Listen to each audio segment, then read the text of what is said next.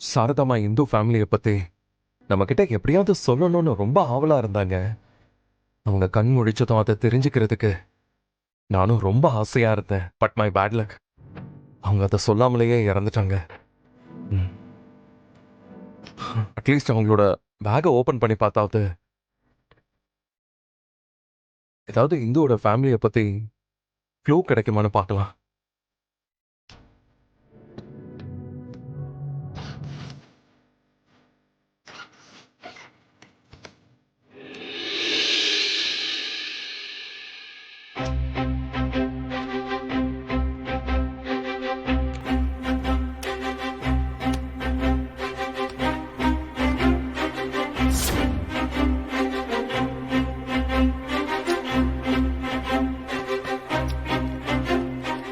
எழில்,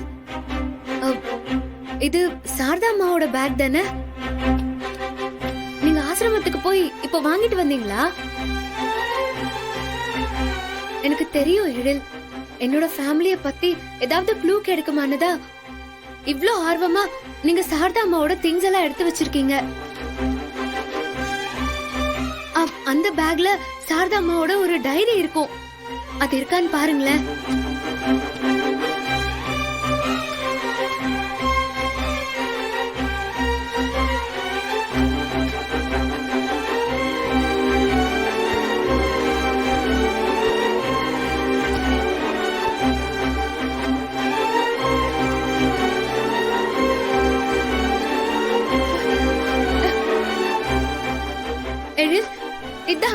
இதுதான் சாரதா அம்மாவோட டைரி.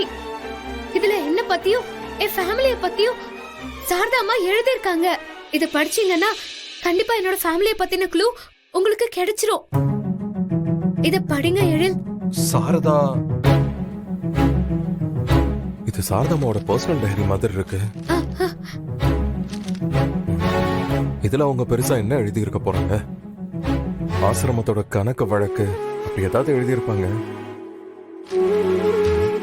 வேணும்னா அப்புறம் பொறுமையா படிச்சுக்கலாம். ஐயோ ஏங்க, நீங்க இந்த டைரிய படிக்கலன்னா என்னோட ஃபேமிலிய பத்தி உங்களுக்கு கடைசி வரைக்கும் தெரியாமலே போயிடும். ப்ளீஸ்ங்க அந்த டைரிய படிங்க.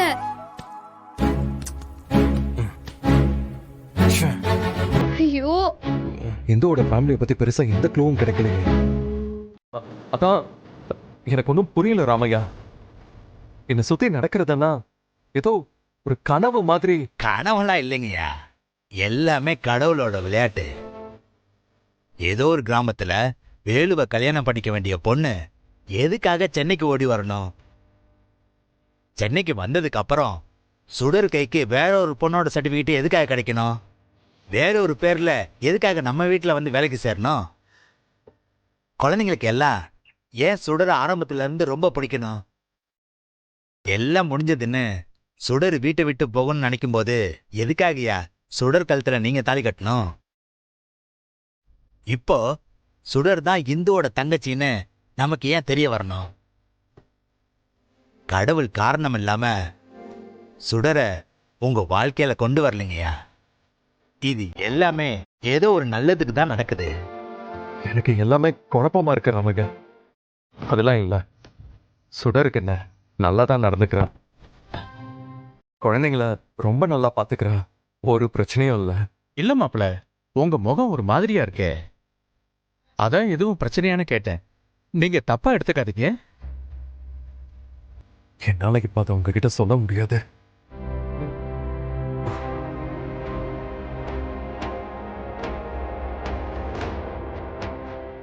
அங்கிள், நீங்க ஏன் அங்கிள் ஒரு மாதிரி டல்லா இருக்கீங்க?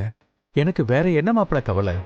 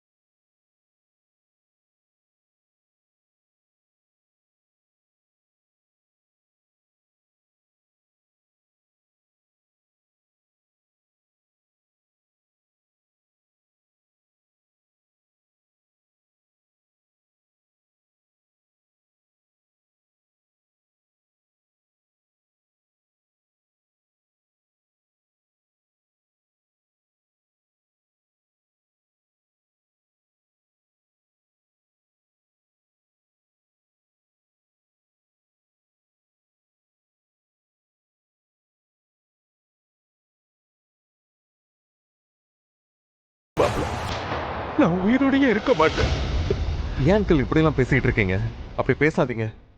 ஐயா, உங்க நல்ல மனசுக்கு எல்லாமே நல்லது தான் நடக்கும். எதுக்கு நீங்க இப்படிலாம் மனசை போட்டு குழப்பிக்கிறீங்க?